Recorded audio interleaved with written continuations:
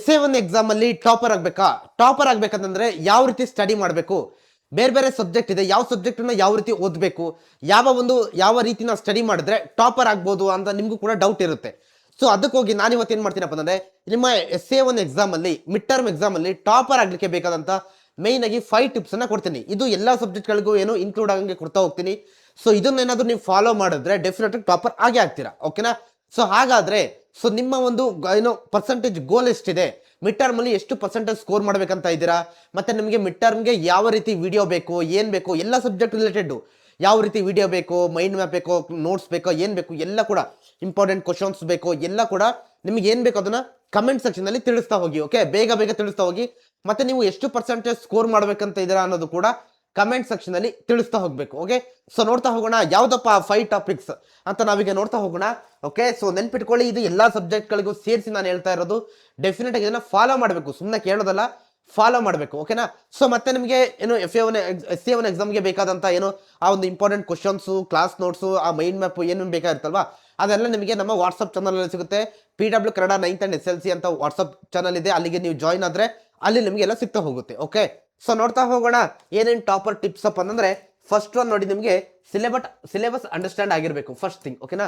ಇದು must and should very important thing. ನಿಮಗೆ SA1 ಎಕ್ಸಾಮ್ಗೆ ಎಷ್ಟು ಸಿಲೆಬಸ್ ಇದೆ ಅನ್ನೋದು ಫಸ್ಟ್ ನಿಮಗೆ ಚೆನ್ನಾಗಿ ಗೊತ್ತಿರಬೇಕು.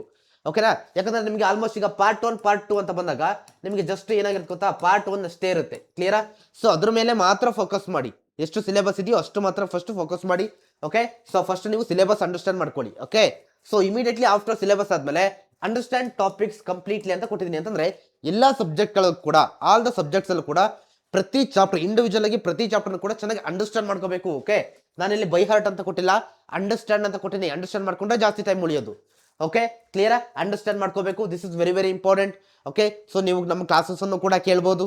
ಓಕೆ, ಕ್ಲಾಸಸ್ ಕೇಳಿ ನೀವು ಏನ್ ಮಾಡಬೇಕು, ಟಾಪಿಕ್ಸ್ ಅನ್ನ ಕಂಪ್ಲೀಟ್ ಆಗಿ ಅಂಡರ್ಸ್ಟ್ಯಾಂಡ್ ಮಾಡ್ಕೋಬೇಕು. ಓಕೆ, ಸೊ ಎಲ್ಲಾವುದು ಅಂಡರ್ಸ್ಟ್ಯಾಂಡ್ ಆದ್ಮೇಲೆ ಏನ್ ಮಾಡ್ತೀರಪ್ಪ ಅಂದ್ರೆ, ಓಕೆ ಈಗ ಒಂದು ಚಾಪ್ಟರ್ ಅಂಡರ್ಸ್ಟ್ಯಾಂಡ್ ಆಯ್ತಪ್ಪ, ಕ್ಲಿಯರ್ ಆಯ್ತು, ಆಮೇಲೆ ಏನ್ ಮಾಡ್ತೀರಾ, ಡೈರೆಕ್ಟ್ ಆಗಿ ಸಾಲ್ವ್ ಕ್ವಶನ್ಸ್. ಥರ್ಡ್ ಸ್ಟೆಪ್ ಏನು, ಸಾಲ್ವ್ ಕ್ವಶನ್ಸ್ ನ ಸಾಲ್ವ್ ಮಾಡಕ್ ಹೋಗ್ತೀರಾ.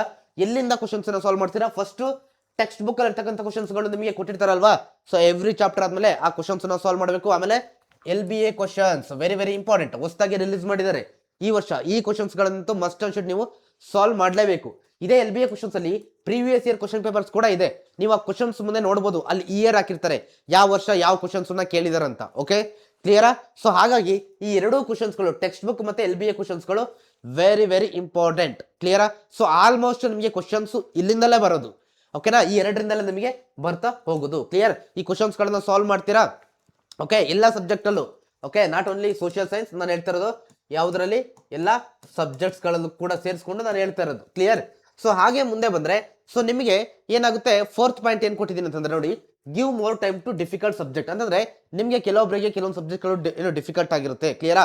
ಆ ಡಿಫಿಕಲ್ಟ್ ಸಬ್ಜೆಕ್ಟ್ಗೆ ಸ್ವಲ್ಪ ಜಾಸ್ತಿ ಕೊಡಿ.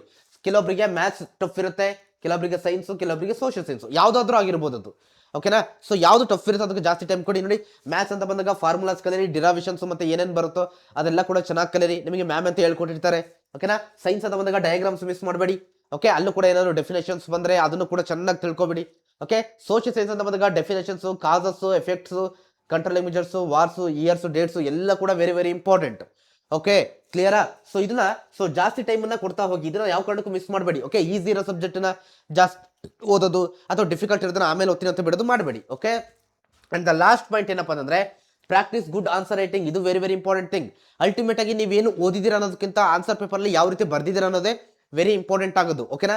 ಸೊ ಹಾಗಾಗಿ ಒಳ್ಳೆ ಆನ್ಸರ್ ರೈಟಿಂಗ್ ನ ಪ್ರಾಕ್ಟೀಸ್ ಮಾಡಿ ಇವಾಗಿಂದಲೇ. ಪಾಯಿಂಟ್ ಫಾರ್ಮೆಟ್ ಎಲ್ಲ ಬರೀರಿ, SST ಅಂತ ಹಂಗೆ ಬರೀಬೇಕು. ಓಕೆನಾ? ಸೊ ಆಮೇಲೆ ಹ್ಯಾಂಡ್ ರೈಟಿಂಗ್ ಚೆನ್ನಾಗಿರಲಿ, ಸ್ಪೆಲ್ಲಿಂಗ್ ಮಿಸ್ಟೇಕ್ ಅವಾಯ್ಡ್ ಮಾಡಿ.